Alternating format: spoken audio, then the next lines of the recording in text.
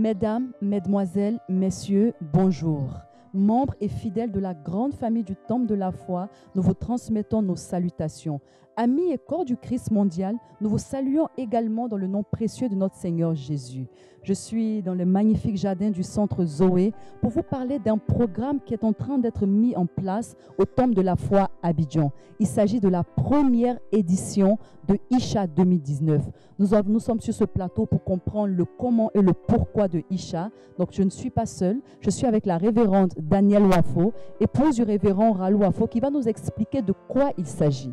La première question qui nous vient à l'idée, c'est qu'est-ce que signifie Isha et pourquoi le Temple de la foi a choisi ce nom-là comme thème de cet événement? Ok, je me suis rendu compte que beaucoup de personnes se sont demandé Isha, c'est quoi exactement? Il y en a qui ont même cru que c'était un sigle en fait. Ça. Donc les premières initiales d'une suite de mots, mais ça n'a rien à voir. En fait, Isha, ça vient d'un mot, c'est un mot hébreu qui veut dire femme, tout simplement. Wow. Comme la Bible dit dans Genèse 1, verset 27, Dieu créa l'homme et la femme. En hébreu, c'est Dieu créa Ish qui est l'homme et Isha la femme. Donc aussi simplement, Isha veut dire femme. Alors l'initiative ou alors l'idée est venue du révérend parce qu'on en discutait, on priait par rapport et il m'a dit, il m'a suggéré Isha. Puisque c'est un programme de femmes, pourquoi ne pas utiliser le mot Isha? J'ai trouvé que c'était court, c'était beau, c'était plein d'expressions et plein de sens spirituellement parlant. Et on s'est dit pourquoi pas. Et à partir de là, ça fait Isha. Donc comme c'est la première édition en 2019 cette année, ça fait donc Isha 2019 pour ce programme. Très bien, révérende. C'est surprenant parce que le Temple de la foi a plusieurs événements durant l'année. Nous avons SMJ, qui est le sommet mondial de la jeunesse. Nous avons aussi le Festival de Jésus, qui sont des festivités en l'honneur du Christ. Isha s'adresse respectivement et précisément à qui exactement? D'accord. Isha, en fait, c'est un canal d'expression des femmes. Au milieu de tous ces programmes que nous avons qui concernent et les hommes et les femmes, un peu plus spécifiquement SMJ qui s'adresse aux jeunes, on s'est dit pourquoi pas se laisser aller justement dans le sens de la direction que le Saint-Esprit nous donne par rapport à un espace où les femmes peuvent s'exprimer, où on peut parler aux femmes de façon spécifique.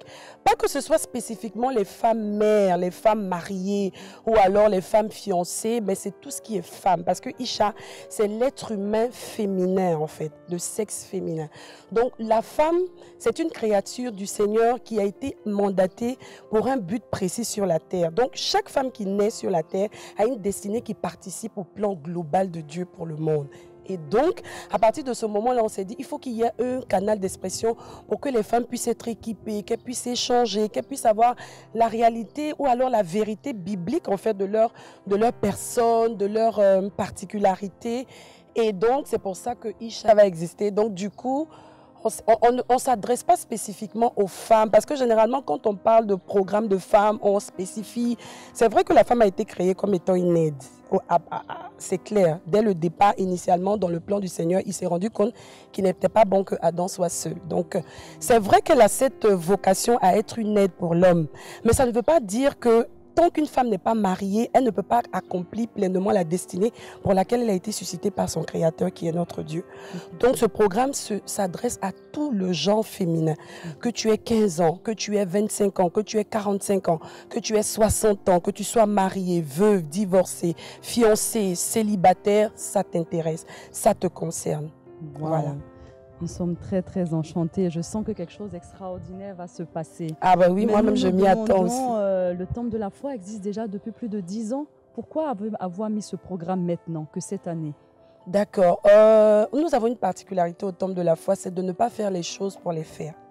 C'est de se laisser continuellement conduire par le Saint-Esprit, parce que c'est en cela qu'on reconnaît véritablement les fils de Dieu. Donc, on a senti, à cette saison, on a pressenti dans notre esprit que le Seigneur nous donnait le quitus, le OK de pouvoir ouvrir justement cette lucarne, ce canal d'expression pour les femmes.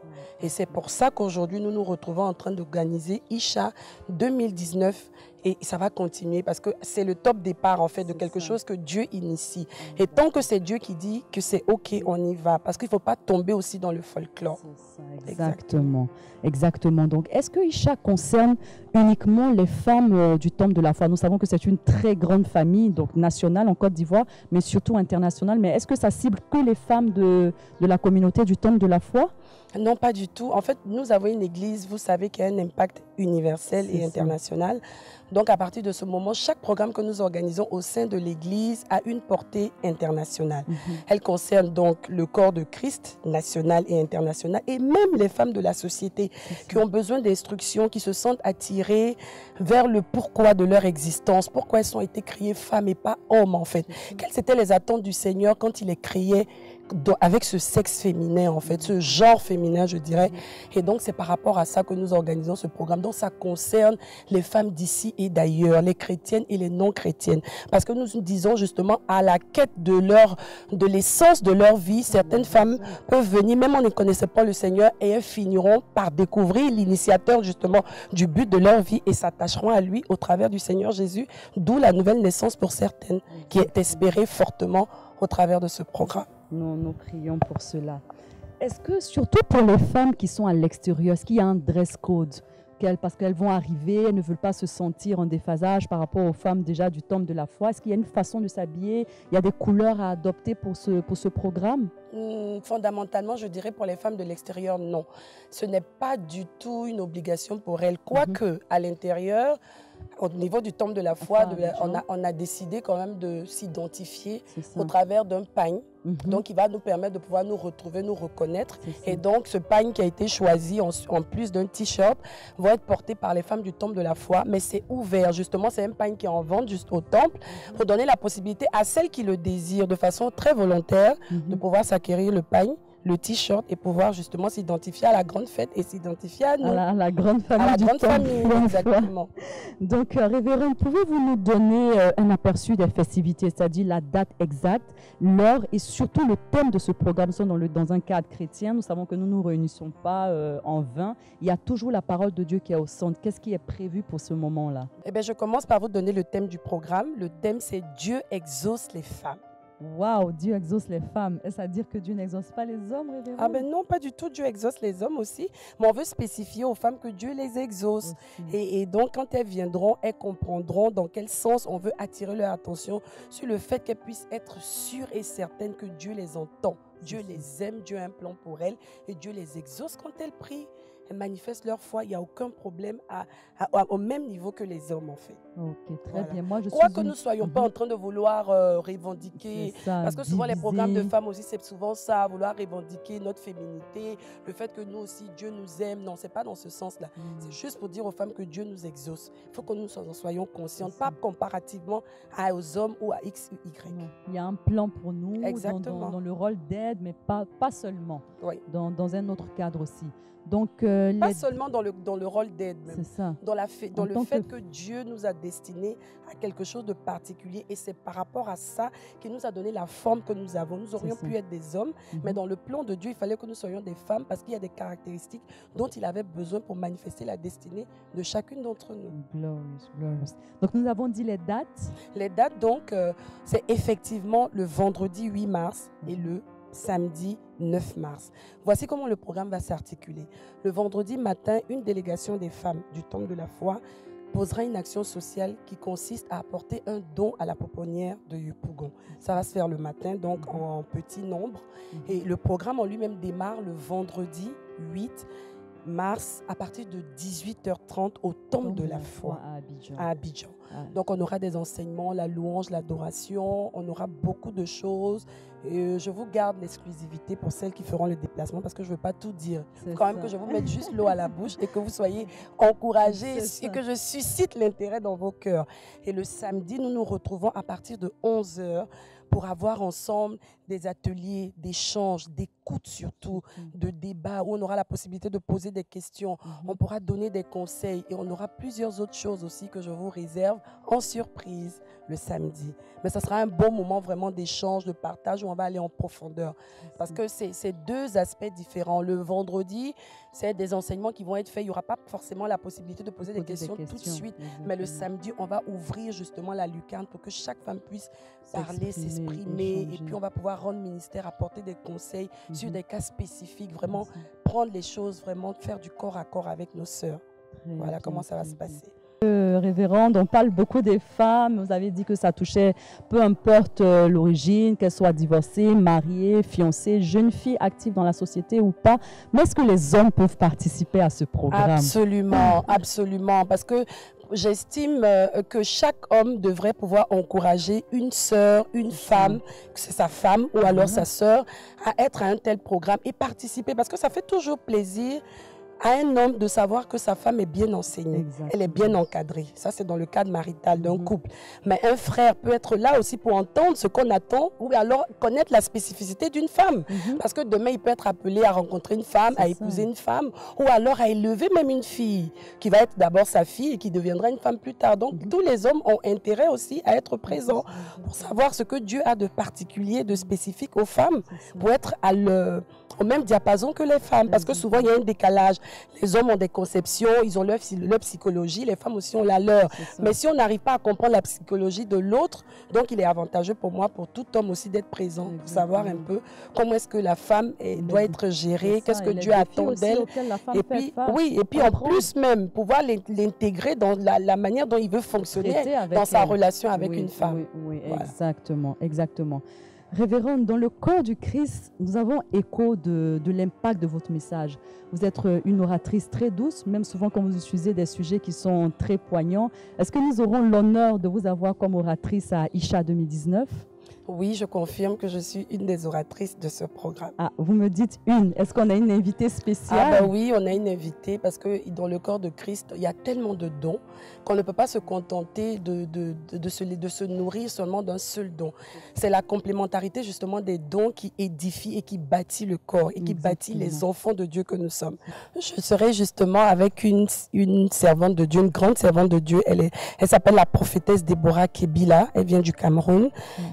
Elle est prophétesse, donc elle est pleinement dans le ministère. Elle est en même temps mère, épouse et elle est aussi femme d'affaires. Donc on va justement profiter de toutes ces caractéristiques, toute cette expérience qu'elle a pu accumuler en tant que servante de Dieu, en tant que femme d'affaires et en tant qu'épouse et mère aussi. Parce que vous savez, les dons que Dieu manifeste sont pour l'utilité commune et on ne peut pas justement être bâti et édifié par un seul don. C'est pas possible. Vous savez que le révérend le dit tous les jours et nous croyons justement à la complémentarité des dons. C'est dans ce cadre-là justement que nous l'avons invité pour que nous puissions jouir justement de tout ce qu'elle a comme don, comme expérience justement pour nous parler et pouvoir justement nous donner aussi certains conseils, certaines instructions et même certaines astuces pour ne pas se retrouver dans certains pièges parce que l'avantage d'être devancier aussi c'est le fait de pouvoir nous donner, de nous donner de leur expérience pour ne pas qu'on puisse tomber dans les mêmes pièges qu'ils ont pu vivre en fait. Donc ça nous donne d'aller plus vite et d'être meilleurs. Révérende, nous sommes au terme de notre échange. Est-ce que vous avez un mot, une invitation particulière pour les personnes qui vont suivre cette interview? Quel genre d'attente nous devons porter dans le cœur lorsque nous allons nous préparer pour venir à Isha? À quoi nous devons nous attendre et comment nous préparer aussi pour ne rien perdre de ce programme? Déjà, je voudrais citer Genèse 3, verset 15, où le Seigneur dit à la femme, au diable au travers du serpent, je mettrai une inimitié entre toi et la femme, entre ta postérité et sa postérité. Celle-ci t'écrasera la tête et tu lui blesseras le talon. Pour dire quoi en fait? Que chaque femme qui naît, qui est suscitée sur la terre, a un rôle prophétique qu'elle doit jouer. Dieu compte sur chacune d'entre nous justement pour emmener cette postérité. Nous sommes des mères, nous sommes des porteuses de vie, nous sommes des porteuses de destinée en fait. Et Dieu compte sur chaque femme pour pouvoir accomplir son plan dans la vie de toutes les personnes qui sont autour de nous, que nous aurons à côtoyer, quel que soit l'âge, quelle que soit la situation matrimoniale, la situation sociale. Dieu compte sur chacune d'entre nous pour accomplir ce à quoi il nous a appelés. Nous sommes appelés justement à manifester manifester la postérité qui écrasera la tête du diable.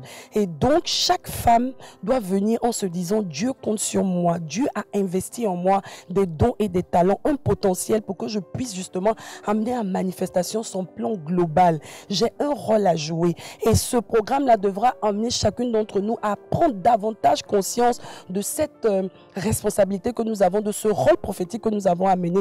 Donc, c'est pour ça que je disais au départ que ça ne concerne pas que les femmes mariées. C'est pas seulement la notion d'aide, c'est la notion de destinée en tant que femme. Donc, j'invite toutes les femmes, quel que soit l'âge, quel que soit, ne vous dites pas, non, c'est une affaire de maman, c'est une affaire de mère, c'est une affaire d'épouse, c'est une affaire de femme. Isha, ça veut dire femme. Ça ne veut pas dire femme mariée, ça ne veut pas dire femme adulte, ça veut dire femme. Donc, j'invite toutes les femmes à être présentes, à avoir une grande attente dans le cœur. Je suis convaincue que le Seigneur nous fera un bien incommensurable, comme il fait d'habitude, quand c'est lui-même qui inspire les programmes. C'est ça. Amen. La révérende a dit des mots, je pourrais ajouter en quelques lignes. Que tu sois femme en Côte d'Ivoire, que tu sois femme en Afrique, que tu sois femme même dans le monde, Isha te concerne. Sens-toi concerné par ce programme. En effet, la Bible déclare que la femme sage bâtit sa maison, mais la femme insensée la détruit. Quand on parle de maison, on parle de nation, on parle d'entreprise, on parle de tous les couloirs d'appel dans lesquels nous sommes appelés pour réussir. Alors nous avons besoin d'être outillés, nous avons besoin de la sagesse nécessaire. Venez nombreuses à ce programme, ne venez pas seuls, venez avec vos maris, venez avec vos fils, avec vos filles, avec vos nièces. Isha, c'est l'affaire de tous. Comme la révérende l'a dit, ça commencera à partir du 8 mars 2019, à partir de 18h30, au Temple de la Foi Abidjan. Nous vous attendons très nombreux. Merci et à très bientôt sur nos ondes.